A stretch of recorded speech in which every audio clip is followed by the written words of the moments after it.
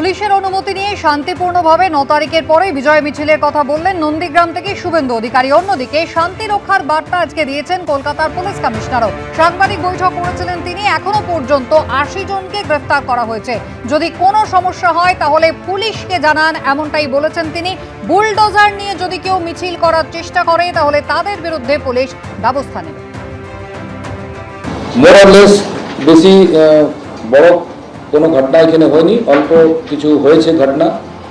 আমরা মোটামুটি ৮০ জনকে অ্যারেস্ট করেছি। যত রাফ অ্যান্ড রাউডি আছে সবাইকে অ্যারেস্ট করার জন্য একটা স্পেশাল ড্রাইভ চলছে এবং অনেকগুলো আর্মস রিকভারি হয়েছে, অনেকগুলো লোক ধরা পড়েছে।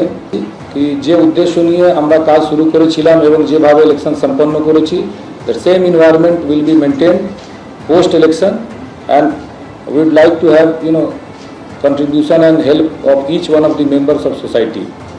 পুলিশকে বলে দেওয়া হয়েছে যে পুলিশ অফিসার যদি কোনো রকম কর্তব্য গাফিলতি পাওয়া যাবে, কেউ ওইখানে আছেন এবং কিছু অ্যাকশন নিচ্ছেন না, ওদের বিরুদ্ধেও কঠোর শাস্তিমূলক ব্যবস্থা নেওয়া হবে।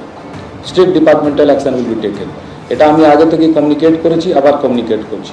প্রসেশন এবং র্যালি যেটা অর্ডার হয়েছিল এবং যেটা এমনি সিস্টেম আছে ভিক্টরি প্রসেশন, ওটা পুলিশ পারমিশন নিয়ে করতে আমরা বলেছি। এরকম কোনো পারমিশন না নিয়ে র্যালি হচ্ছে ওটা আমরা কিন্তু আটকাচ্ছি এবং appropriate legal action will be taken at use to take place. কোনো রকম জেসিবি বা এরকম জিনিস নিয়ে কোনো রকম র্যালি হবে না, ওটা পরিষ্কার বলে দেওয়া হয়েছে। এবং জেসিবি ওনার্সকে আমি সবাইকে বলে দিয়েছি, সবাইকে বলে দিতে হবে যদি কারো এরকম জেসিবি ওরা এরকম দিচ্ছে ভাড়াতে বা এরকম, তাহলে পরে follow up action will be taken. Immediately যখনই বেরোবে ওটা নিয়ে it will be seized and rally procession বাতিল করা হবে এবং তারপরে লিগ্যাল অ্যাকশন শুরু হয়ে যাবে। তো এইরকম একটা এনভায়রনমেন্ট অফ থ্রেট, টেরার এইগুলো ক্রিয়েট করার চেষ্টা যে কোনো লোক করবে তার বিরুদ্ধে কিন্তু কঠোর আইনি ব্যবস্থা নেওয়া হবে।